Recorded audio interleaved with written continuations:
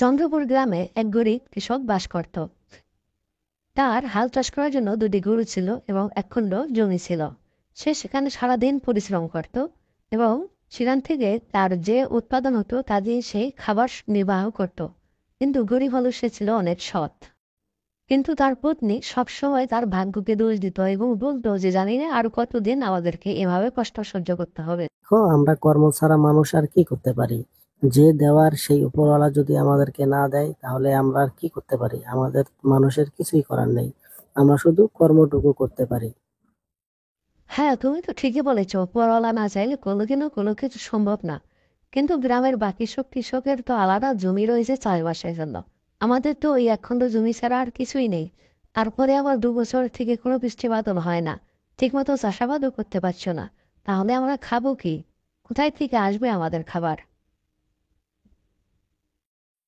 হ্যাঁ, এটা তো তুমি ঠিকই বলেছো। গত 2 বছর থেকে ঠিকমতো বৃষ্টি না হওয়ার কারণে ফসল ঘরেই তুলতে পারছি না। আর এখন নতুন করে কুয়োর পানি তো শুকিয়ে যাচ্ছে, আর অল্প একটু পানি বেঁচে আছে। এইটুকু পানি দিয়ে এবার কোনো মতে আবাদ হলেও হতে পারে, নাও হতে পারে। বড়ই মুশকিলের কথা। দেখা যাক কি হয় শেষ পর্যন্ত। ভাগ্যে কি আছে। সে প্রতিদিনের মতো তার গরু দুটোকে নিয়ে তার জমির দিকে রওনা দেয়। সে যদিও অনেক গরিব ছিল, তারপরেও কিন্তু সে সবসময় অন্যের ভালো চাইতো এবং কোনো রকম খারাপ কারো কোনো কিছু চাইতো না। সে তার জমিতে চাষাবাদ করতে থাকে মনোযোগ সহকারে। একটু পরে সে তার গরু দুটোকে জমির পাশে নিয়ে ভাবে, আরে, আজকে তো অনেক বেশি রোদ মনে হচ্ছে। ক্ষুধাও লেগে গিয়েছে। আমার গরু দুটো অনেক ক্লান্ত হয়ে গিয়েছে। অর্ধেক জমি তো চাষ করেই নিয়েছি, আর বাকি অর্ধেক জমি কালকে চাষ করব। আমারও এক বিশ্রাম নেওয়া হবে, আমার গরু দুটো একটু আরাম পাবে। যাই, আজকে তাহলে যাই, আবার কালকে এসে বাকিটা চাষ করব। এই ভেবে সে তার প্রিয় গরু দুটোকে নিয়ে বাড়ির দিকে রওনা দিল। কই গো গিন্নি, শুনছো? আজকে আমার খুব খিদে পেয়েছে। আজকে রোদটা অনেক বেশি। কাজ করতে করতে আমি অনেক ক্লান্ত হয়ে গিয়েছি। ঘরে যা খাবার আছে তাই তুমি আমার জন্য একটু নিয়ে আসো। আমি ততক্ষণে গরু দুটোকে একটু খাবার দিয়ে আসি।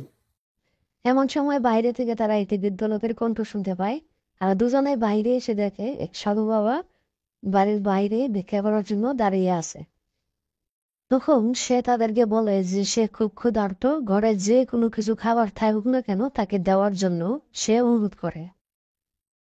আগে সাধু মহারাজ, আমরা তো প্রথম থেকেই অনেক গরিব। আমাদের সংসারে এমনিতেই অভাব অনটন সবসময় লেগেই থাকে। নুন আনতে পান্তা ফুরায় অবস্থা। দুবেলা আমরাই খেতে পাচ্ছি না, আপনাকে কি দিব বলুন? গরিব কৃষকের কথা শুনে সাধু বুঝতে পারে যে সে আসলেই অনেক গরিব। সে বলে যে ঠিক আছে, কোনো সমস্যা নেই, আমি তাহলে অন্য কোথাও থেকে আমার খাবারের ব্যবস্থা করে নিব, তোমরা ভালো থেকো। আরে গিন্নি, শুনছো? আমাদের ঘরে কি এই সাধু বাবাকে দেওয়ার জন্য কোনো রকমের খাবার নেই? যেখানে দুজনের খাবার জোটাতে হিমশিম খাচ্ছ, সেখানে আরেকজনের খাবার কোথা থেকে আসবে? তুমি তো সবকিছুই জানো যে আমাদের ঘরে শুধুমাত্র দুজনেরই খাবার রান্না হয়েছে। ঠিক আছে, তুমি আমার দুপুরের খাবারের অংশটুকুই এই সাধু বাবাকে দিয়ে দাও। তারপরেও এই সাধু বাবা যেন খালি হাতে না ফিরে যায়। শুধুমাত্র এখন খাওয়ার জন্য চাল রান্না করা হয়েছে, তুমি যদি সাধু বাবাকে খাওয়া দাও তাহলে তোমাকে না খেয়ে থাকতে হবে। ঠিক আছে, তুমি এক কাজ করো। আমার দুপুরের খাবার যে ভাগের অংশটুকু, সেইটুকু তুমি নিয়ে আসো। আর নিয়ে এসে এই সাধু বাবার হাতে তুলে দাও। সাধু বাবা আমার ঘর থেকে না খেয়ে যাবে তা হতে পারে না। আমি কোনো না কোনো ব্যবস্থা করেই নেব। স্বামীর মুখে এমন কথা শুনে সে ঘরের ভেতরে যায়। আর তার স্বামীর যে দুপুরের খাবারের অংশটুকু সেটুকু হাতে করে নিয়ে আবার সে বাইরে বের হয়ে এসে সাধু বাবা যে দাঁড়িয়েছিল তার হাতে সে খাবারটুকু তুলে দেয়। আর সাধু বাবা এতে খুব খুশি হয়। সাধু বাবা গরিব কৃষকের সরলতা দেখে খুব খুশি হয় এবং তাদেরকে বলে যায় যে তাদের যে জমি রয়েছে সেই জমিতে শীঘ্রই অনেক বেশি ফসল ফলবে, ফলে তাদের সারা বছরের অভাব দূর হয়ে যাবে। এই বলে সে সেখান থেকে চলে যায়। সে প্রতিদিনের মতো তার গরু দুটোকে নিয়ে জমিতে যায় চাষাবাদ করার জন্য। এমন সময় তার জমির পাশ দিয়ে একটি ধনী লোক যাচ্ছিল। সে গরিব কৃষককে দেখে তাকে বলে যে তুমি এত গরিব কেন? তুমি সারাদিন এত পরিশ্রম করো, তারপরেও এত গরিব কেন? প্রতিদিনই আমার জমিতে কঠোর পরিশ্রম করি যেন আমি আমার অবস্থার পরিবর্তন করতে পারি। তখন ধনী লোকটি বলে যে আসলে পরিশ্রম করে কখনো ধনী হওয়া যায় না, সেটি তোমাকে দেখেই বোঝা যাচ্ছে। না, না, সেরকম কিছু না। আমি আমার ভাগ্যের ওপর এবং আমার কর্মের ওপর আমি পুরো বিশ্বাস রাখি যে আমি যদি সঠিক কর্ম করি তাহলে একদিন না একদিন অবশ্যই আমার এই গরিবি মিটে যাবে এবং আমি অনেক ধনী হব। এবং আমি সেই বিশ্বাসেই আমি সবসময়ই কর্ম করে যাই। হয়তোবা সেটা যদিও একটু দেরি হবে, কিন্তু আমি বিশ্বাস করি যে আমার কর্মের মাধ্যমে আমি সত্যি একদিন আমার অবস্থার উন্নতি করতে পারবো। গরিব কৃষকের মুখে এমন কথা শুনে ধনী লোকটি হাসতে হাসতে সেখান থেকে চলে যায়।